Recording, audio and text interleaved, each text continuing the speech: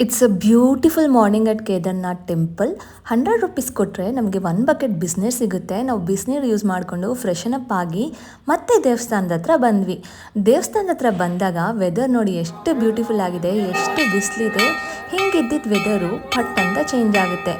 ಇಲ್ಲಿಂದ ಮತ್ತೆ 5 ಕಿಲೋಮೀಟರ್ ಮೇಲೋದ್ರೆ ಭೈರವ್ ಬಾಬಾ ಟೆಂಪಲ್ ಇದೆ. ನಿಮ್ಗೇನಾದ್ರು ಎನರ್ಜಿ ಇದ್ದರೆ ಖಂಡಿತ ಅಲ್ಲಿಗೂ ಹೋಗಿ ಬನ್ನಿ. ಸೊ ನಾವು ಹೋಗೋಕ್ಕಾಗಲಿಲ್ಲ, ನಾವಿಲ್ಲೇ ಸಮಯ ಕಳೆದ್ವಿ. ನೋಡಿ ವೆದರ್ ಎಷ್ಟು ಚೆನ್ನಾಗಿದೆ. ಇಲ್ಲೂ ಅಷ್ಟೇ, ಎಲ್ಲಿ ನೋಡಿದ್ರೂ ಜನ ಜನ ಜನ ಜನ ಸಾಗರ ಅಂತಲೇ ಹೇಳ್ಬೋದು.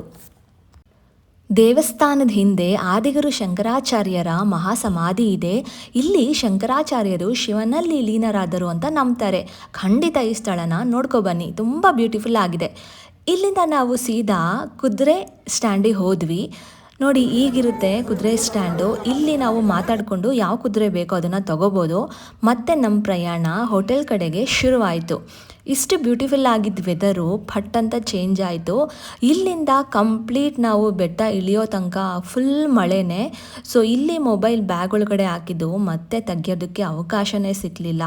ಅಷ್ಟು ಎಕ್ಸ್ಟ್ರೀಮ್ ವೆದರ್ ಕಂಡೀಷನ್ಸ್ ಮತ್ತು ಎಕ್ಸ್ಟ್ರೀಮ್ ಮಳೆ.